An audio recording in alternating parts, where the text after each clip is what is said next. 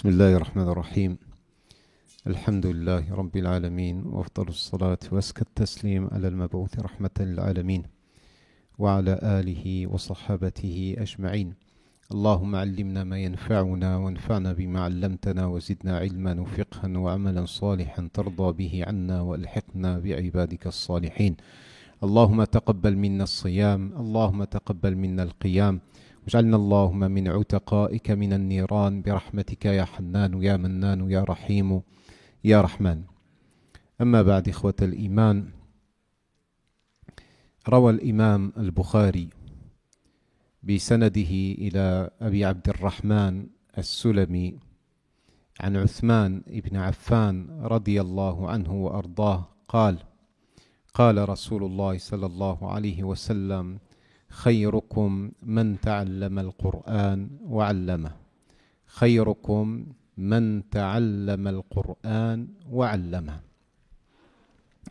L'imam al-Bukhari rapporte dans son recueil authentique avec une chaîne de transmission qui remonte jusqu'à Abu Abdurrahman al-Sulami, qui relate d'après Uthman ibn Affan radiyallahu anhu wa ardah que le prophète sallallahu alayhi wa sallam a dit: le meilleur d'entre vous est celui qui a étudié le Coran et l'a enseigné.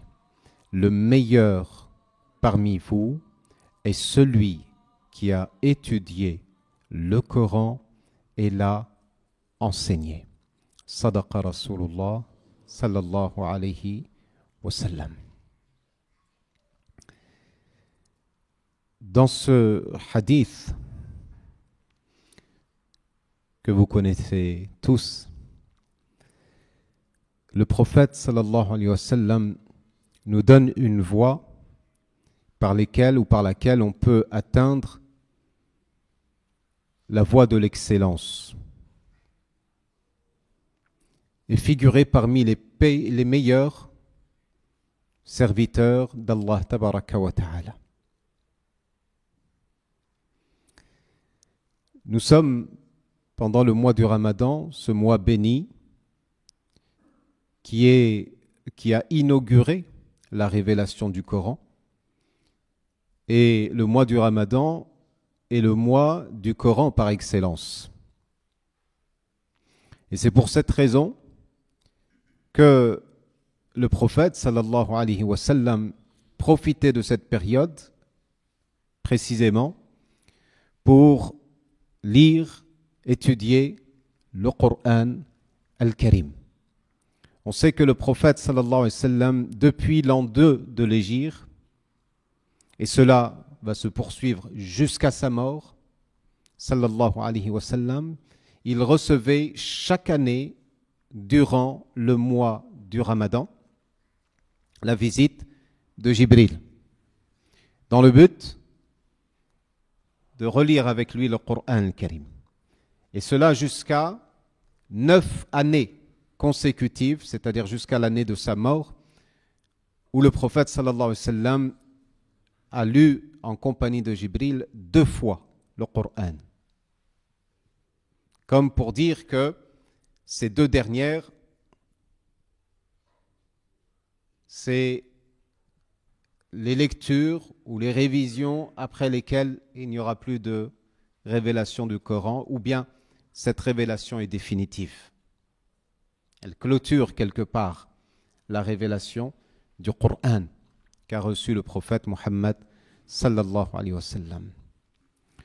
Aujourd'hui, quand on obtient un diplôme à l'école, on l'arbore fièrement, on lui fait un cadre, on l'accroche sur un mur. Quand on reçoit un titre, quand on reçoit une promotion, quand on reçoit la Légion d'honneur, on l'arbore avec beaucoup de fierté, n'est-ce pas? Parce que ce titre distinctif nous fait honneur, et surtout si c'est une personnalité politique qui vous accroche cette fameuse médaille, la Légion d'honneur, que beaucoup convoitent et tentent d'atteindre. Mais tout ceci n'est absolument pas un signe distinctif auprès d'Allah tabaraka wa ta'ala. Ceci n'est que pacotille, n'est que des petites choses de ce bas monde qui ne vous apporteront pas grand-chose auprès d'Allah tabaraka wa ta'ala, surtout si ce n'est pas utilisé à bon escient. Mais là, le propos du prophète sallallahu alayhi wa sallam, il te propose de te donner un titre distinctif auprès duquel tu pourras te prévaloir, avec lequel tu pourras te prévaloir auprès d'Allah tabaraka wa ta'ala d'être la meilleure des personnes. Allahumma ja'alna minhum, ya Rabbal alamin. Le travail n'est pas compliqué pour atteindre ce rang et ce statut des meilleures personnes. Les meilleures personnes, dit le prophète sallallahu alayhi wa sallam, c'est celui qui a étudié le Coran et l'aura enseigné. Qu'y a-t-il de difficile dans cette parole prophétique? Étudier le Coran puis l'enseigner. Et remarquez au passage que le prophète sallallahu alayhi wa sallam nous donne une méthodologie de travail. La méthodologie de travail consiste d'abord à étudier avant d'enseigner. Certains, ils commencent à enseigner avant même d'avoir pris le soin d'étudier. Comme l'avait dit l'imam Abu Hanifa, un de ses disciples, il lui dit « Tazabbabta qabla an tuhassram » c'est-à-dire que tu es devenu az-zabib, les raisins secs, avant même d'être un raisin. C'est-à-dire que tu as pris la place de l'enseignant alors que tu n'es pas encore un étudiant. Le prophète sallallahu alayhi wa sallam dit, nous donne la méthodologie à suivre. Étudie le Coran al-Karim. Et puis après, enseigne-le. Et aussi, on souligne au passage que le prophète sallallahu alayhi wa sallam nous indique deux choses ici. Les actions se divisent en deux parties. Il y a les actions qui sont une utilité privée, dont seul l'auteur de ces actions profite. Et la deuxième catégorie d'actions, c'est l'action d'utilité publique. Privée, publique. Lorsque c'est privé, il n'y a que toi qui profites. Lorsque c'est public, eh bien, il y a l'ensemble de la société ou des membres de la société qui profitent. Et selon vous, quelle est la meilleure des actions? C'est celle qui profite à un grand maximum de personnes. Puisque le prophète sallallahu alayhi wa sallam dit, sallallahu ala rasulillah, il dit alayhi salatu wa salam, le meilleur d'entre vous, c'est celui qui est le plus utile pour la société. Et qu'y a-t-il de plus utile que de transmettre la meilleure des paroles, la parole d'Allah tabaraka wa ta'ala? Y a-t-il une utilité plus grande que celle-ci? De rapprocher les gens de leur Créateur? De rapprocher les gens de la parole du Seigneur? Y a-t-il une utilité publique plus importante, plus grande que celle-ci?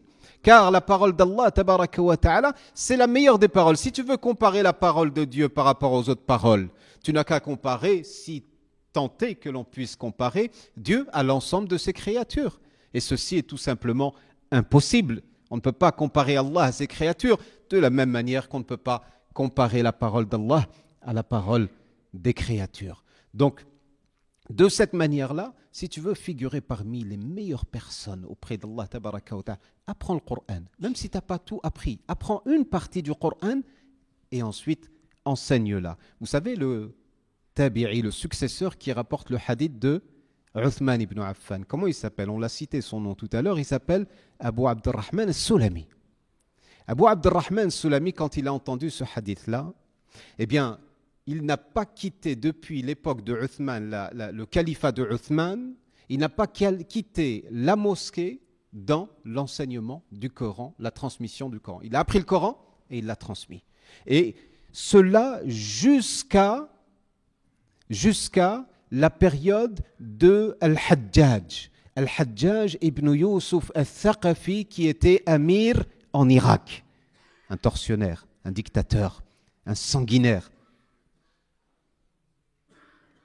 Mais c'était quelqu'un de reconnu comme une personnalité politique. Pourquoi je dis ça? Parce que la période qui sépare le califat de Uthman jusqu'à la période de l'émirat de Al-Hajjaj, il y a 72 ans. Abu Abdurrahman al-Sulami n'a pas quitté la mosquée des années durant, peut-être une quarantaine d'années, on ne sait pas précisément combien de temps il est resté, mais entre les deux, pour avoir un ordre d'idée, il y a à peu près 70 ans. Ça veut dire quel effet a eu la parole du prophète sallallahu alayhi wa sallam quand Uthman l'a transmise à Abu Abdurrahman Sulami. Eh bien, c'est rentré là, ça a atteint directement son cœur. Et il a voulu faire partie des gens les meilleurs auprès d'Allah tabaraka wa ta'ala qui ont appris le Coran et qui l'ont enseigné. Vous êtes prêts? Allah yataqabbal minna wa minkum. Ja'alani Allahu wa iyyakum min ahli al-Qur'an. Les gens du Coran sont les gens de Dieu. Comme dit le prophète sallallahu alayhi wa sallam. Ils appartiennent à Dieu et il les honore le jour de sa rencontre. Qu'Allah nous honore fi dunya wa fil akhirah. Wa sallallahu wa sallama wa baraka ala nabiyyina Muhammadin wa ala alihi wa sahbihi ajma'in. Subhana rabbika rabbil izzati amma yasifun. Salamun al mursalin. Alhamdulillahi rabbil alamin.